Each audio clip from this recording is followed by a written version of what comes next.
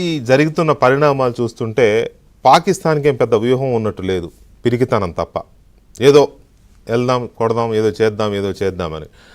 ఎందుకంటే మన ముందు రోజు ఏం జరగబోతుంది అనుకుంటే ఆ రాత్రికో మరుసటి రోజు అదే జరుగుతుంది పాకిస్తాన్ వైపు నుంచి. అంటే ఇక్కడ ఏవైతే మనం మాట్లాడుకుంటామో ఇది జరగవచ్చు అనుకుంటామో అదే జరుగుతుంది. సో దాని దగ్గర ఏమి వ్యూహం లేదు. అదొక పిచ్చోడు, నిజంగా అదొక పిచ్చి పాకిస్తాన్. అది పిచ్చోడు చేతిలో రాయి లాగుంది. ఆ దేశంలో పరిపాలన కానీ, ఆ దేశంలో ప్రజాస్వామ్యం కానీ, ఆ దేశంలో ప్రభుత్వం కానీ ఒక పిచ్చోడి చేతిలో రాయిలాగా తయారైంది.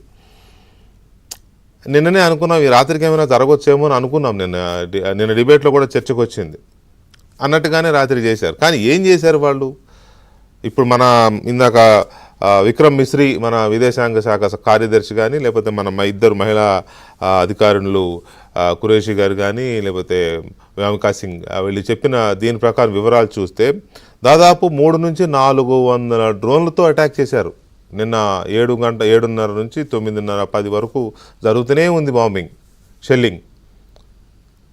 సరిహద్దు రాష్ట్రాలైన కాశ్మీర్, రాజస్థాన్, పంజాబ్ ఈ రాష్ట్రాల్లోని కీలకమైన పట్టణాలు టార్గెట్గానో, లేకపోతే ఎక్కడెక్కడ మన రక్షణ పరిశ్రమలో, లేకపోతే ఇంకా మన స్థావరాలు ఉన్నాయో, మన రక్షణ వ్యూహాత్మకంగా మన కీలకమైన ప్రదేశాలను వాటిని దాడి చేయాలనేది ఆ పాకిస్తాన్ యొక్క వ్యూహం.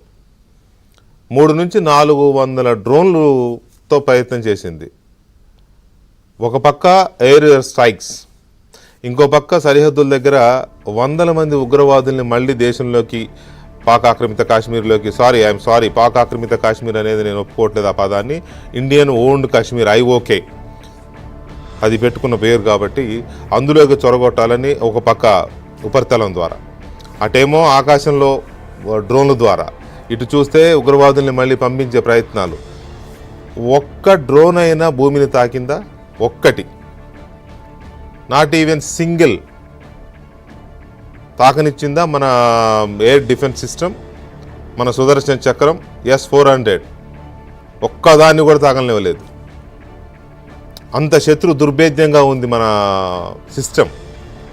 పాత భారతదేశం కాదు ఇది, గతంలోనూ స్ట్రాంగే. కాకపోతే అప్పుడు కొంచెం రాజకీయంగా ఏంటంటే చూసి చూడనట్టు పోయే ధోరణి, కాస్త ఇతర దేశాల పట్ల కొంచెం ఏదో ఒక రకమైన పొలిటికల్ వ్యవహారమో, లేకపోతే విదేశీ వ్యవహారాల్లో కాస్త ఆ రకమైన బలహీనతలో బలాలు తెలియదు. కానీ అప్పుడు దేశం కాదు ఇప్పుడు ఇది విశ్వగురు.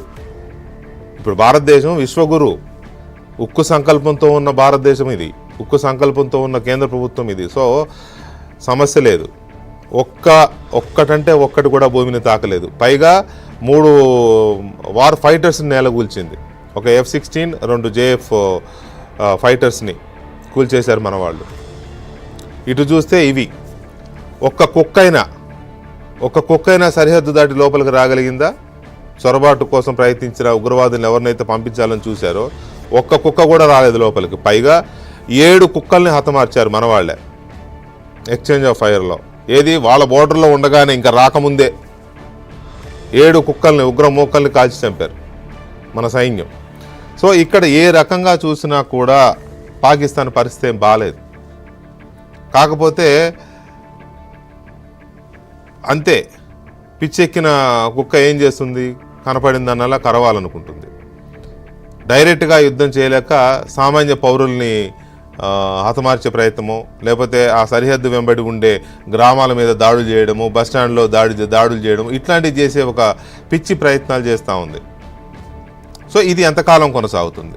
ఇప్పుడు పాకిస్తాన్ పరిస్థితి ఏంటి? అసలు పాకిస్తాన్ పరిస్థితి ఏంటి అని ఒకసారి మనం లెక్క తీస్తే, ప్రధానమంత్రి బంకర్లో దాక్కున్నాడు. పాకిస్తాన్ ప్రధానమంత్రి, మన ప్రధానమంత్రి ఏమో రివ్యూల మీద రివ్యూలు చేస్తూ దగ్గరుండి ఆపరేషన్స్ అన్ని మానిటర్ మన ప్రధాని చేస్తూ ఉంటే, ఆ ప్రధాని బంకర్లో దాక్కున్నాడు భయపడిపోయి. వార్తలు వస్తూ ఉన్నాయి, ఆర్మీ చీఫ్ మునీర్ పెద్ద ప్రగల్భాలు పలికాడు. ఆర్మీ చీఫ్ మునీర్ని వాళ్లే అరెస్ట్ చేసి ఇది చేశారు, ఎవరో కొత్త ఆయన ఛార్జ్ తీసుకున్నారని చెప్తున్నారు. ఇంకా అది కన్ఫర్మ్ కావాల్సి ఉంది. ఆల్రెడీ సైనికులు లీవులు పెట్టి వెళ్ళిపోతున్నారు అనేది వార్తలు వచ్చేసాయి. ఇప్పటికే కన్ఫర్మేషన్ కూడా వచ్చింది. ఒక ఎంపీ పార్లమెంట్లో ఏడుస్తాడు, ఏం జరగబోతోంది నాకు అని. ఇంకొక ఎంపీ నేను లండన్ బారిపోతాను, నేను ఉండను ఇక్కడ, ఇంకొక ఆయన అంటాడు. ఎవ్వడికి ఈ పరిస్థితిలో మన దేశంలో ఉండాలి, మన దేశం కాపాడుకోవాలి, మనం భారత్తో పోరాడాలి భారతదేశంతో అనే ఇది లేదు. ఆ సైనికులను వదిలేరు, ఎందుకంటే పాపం వాళ్ళకు ఉద్యోగం కావాలి కదా, వాళ్ళని వదిలేరు. పోతే సైన్యమేగా పోయేది అనుకుంటున్నారో ఏమో. సో ఈ సిచ్యువేషన్లో ఈ యుద్ధం ఏం జరగబోతోంది, రాత్రి జరిగింది మళ్ళీ కంటిన్యూ అవుతుందా, తోక ముడిచిందా పాకిస్తాన్ మన దెబ్బకి? ఎందుకంటే నేను మళ్ళీ చెప్తున్నా, ఒక్కటంటే ఒక్కటి కూడా నేల మీద దిగని పరిస్థితిని మనం సృష్టించాం కాబట్టి, అంత శత్రు దుర్భేద్యంగా మన ఎయిర్ డిఫెన్స్ సిస్టమ్ ఉంది కాబట్టి ఇంకా ఆ ప్రయత్నాలు చేస్తుందా. ఒకవైపు అక్కడ అరేబియన్ సీ వాటర్స్లో మన సూరత్ యుద్ధ నౌక లంగరేసి ఉంది, మామూలుగా లేదు అక్కడ. కరాచీ పోర్టే టార్గెట్. కరాచీ పోర్టు లేపేస్తే ఇంకా పాకిస్తాన్కి ఇంకేమీ ఉండదు. ఇప్పటికే అడుక్కు తింటోంది, మమ్మల్ని ఆదుకోండి, నువ్వు ₹1 ఇస్తావా, నువ్వు ₹2 ఇస్తావా, నువ్వు ఒక పైసా ఇస్తావా అని దేశాలను అడుక్కుంటోంది. పూట గడవని పరిస్థితికి వచ్చేసింది. అప్పుడే జెట్ ఫైటర్లకి ఫ్యూయల్ లేదు. ఇంటర్నేషనల్ మానిటరీ ఫండ్ IMF దగ్గరికి వెళ్ళి మాకు డబ్బులు కావాలని అడుక్కుంటోంది. వాళ్ళేమో నీకు డబ్బు ఇస్తే నువ్వు ఉగ్రవాదం కోసం ఖర్చు పెడతావు నువ్వు అని చెప్పి వాళ్ళు మేనమేషాలు ఇవ్వడానికి శశబిషలు పడుతున్నారు వాళ్ళు. మన దేశం ఆల్రెడీ చెప్పేసింది వాళ్ళకి ఇవ్వద్దు అని. సో ఇలాంటి సిచ్యువేషన్లో పాకిస్తాన్ ఎంతవరకు యుద్ధం చేసే పరిస్థితిలో ఉంది? దేశాన్ని నడిపించాల్సిన ప్రధానమంత్రులు లేకపోతే రక్షణ దళపతులే పారిపోతూ ఉంటే, తప్పించుకుని పోతూ ఉంటే ఇంకా పాకిస్తాన్ బతుకెంత? ఇక ఇట్లాగే పిచ్చోడి విసిరినట్టే రాళ్ళు విసురుతూ ఉంటే ఆ రాయి తగిలితే ఒకటే అర తగులుతాయేమో, కానీ ఆ రాళ్ళను కూడా రానిచ్చే పరిస్థితి లేదు మన బోర్డర్లోకి. గాల్లోనే లేపేస్తున్నారు మన వాళ్ళ డ్రోన్ల వాళ్ళ ఫైటర్స్ని. సో ఈ సిచ్యువేషన్లో ఇది ఏం జరగబోతోంది అనేది ఒక కీలకమైన చర్చ జరగాల్సిన అవసరం ఉంది. మరోటి, పాకిస్తాన్ చేస్తున్న ఒక దాన్ని ఏమనాలో కూడా తెలియదు, ఒక కుటిలమైన కుట్ర. మన గురుద్వారాల మీద అటాక్ చేయడానికి ట్రై చేస్తారు. ఒక చోట జరిగింది, ఒక గురుద్వారా మీద, మన ప్రార్థనాలయాల మీద, మన టెంపుల్స్ మీద టార్గెట్ చేయాలని చూస్తూ భారతదేశమే కావాలని వాళ్ళ గురుద్వారా మీద దాడి చేసుకున్నది, మమ్మల్ని మా మీద నిందలు వేస్తోందని రివర్స్ క్యాంపెయిన్ స్టార్ట్ చేస్తోంది. అందుకే ఇవాళ నా కొలీగ్ ఒక క్యాప్షన్ పెట్టాడు పాకిస్తాన్కి, అది పాకిస్తాన్ కాదు ఫేకిస్తాన్ అని. ఎందుకంటే అది ఫేక్ న్యూస్ ప్రచారం చేస్తుంది కాబట్టి, ప్రజల్ని తప్పుదోవ పట్టించడం, తనను తానే మోసం చేసుకోవడం. అంతకించిన హిపోక్రసీ ఏముంటుంది? ఒక మనిషి ఎదుటివాడికి 100 అబద్ధాలని చెప్పొచ్చు, కానీ తనకు తానే అబద్ధం చెప్పుకోవడం అంటే అంతకుమించిన హిపోక్రసీ ఇంకోటి ఉండదు. పాకిస్తాన్ అది ఒక హిపోక్రటిక్ కంట్రీ, అదొక ఫేకిస్తాన్.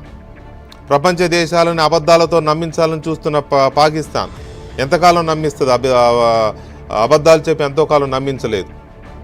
అలాగే తనకి ఇప్పుడున్న ఆర్థిక వనరులు అడుగంటిపోయాయి. ఇంకా 4 రోజులు అయితే జనానికి తిండి కూడా ఉండదు. ఇప్పటికే అల్లాడుతోంది. కాలే కడుపులతో సైన్యానికి కూడా తిండి పెట్టలేని పరిస్థితి వస్తుంది ఆ దేశానికి. అంత దౌర్భాగ్య స్థితిలో ఉంది. ఇప్పుడు ఆ దేశంతో చైనా కూడా వెంట వస్తున్నట్టు కనపట్లా. ఏదో ఊరడింపు మాటలు తప్ప చైనా కూడా పెద్ద సహకరించే కనిపించట్లా. రాత్రి వేసిన డ్రోన్స్లో ఒక టర్కీకి సంబంధించిన డ్రోన్స్ కొన్ని వచ్చాయని ఇందాక మన అధికారులు ప్రెస్ కాన్ఫరెన్స్లో చెప్పారు. అవి అంతకు మించి 3 వంతులుగా పైగా మొత్తం జలాంతర్గాములు కానీ, జెట్ ఫైటర్స్ కానీ, లేకపోతే ఇంకా ఇతరత్ర ఆయుధ సంపత్తి కానీ తుప్పట్టిపోయింది. ఆ పనిచేసే వాటినేమో మెయింటైన్ చేసే పరిస్థితి లేదు, వాటిని వాడడానికి ఫ్యూయల్ లేదు. ఇంత దౌర్భాగ్య స్థితిలో ఉన్న పాకిస్తాన్ ఆ తొడలు కొట్టడము, లేకపోతే ఆ హుంకరింపులు ఎవరి కోసం? హుంకరింపులు అంటే ఎలా ఉంటాయంటే, టైగర్ కా హుకుం చూస్తున్నారుగా 3 రోజుల నుంచి, అది హుంకరింపు అంటే. సో ఈ సిచ్యువేషన్లో ఈ యుద్ధం ఈ రాత్రి కూడా ఉంటుందా, రేపు రాత్రి కూడా ఉంటుందా, ఎల్లుండి రాత్రి కూడా ఉంటుందా, ఎప్పటిదాకా ఉంటుంది? దేశంలో ఎలాంటి పరిస్థితి ఉంది? దేశంలో యుద్ధం నేపథ్యంలో ఎలాంటి మార్పులు వచ్చే అవకాశం ఉంది? జనజీవితంలో ఎలాంటి మార్పులు వచ్చే అవకాశం ఉంది? ఇలాంటి అన్ని కీలకమైన అంశాలు, ప్రజలకు తెలుసుకోవాల్సిన అంశాలు కీలకంగా చర్చిద్దాం ఒక చిన్న బ్రేక్ తర్వాత. మనపైన, మన అమాయక పౌరులపైన, మన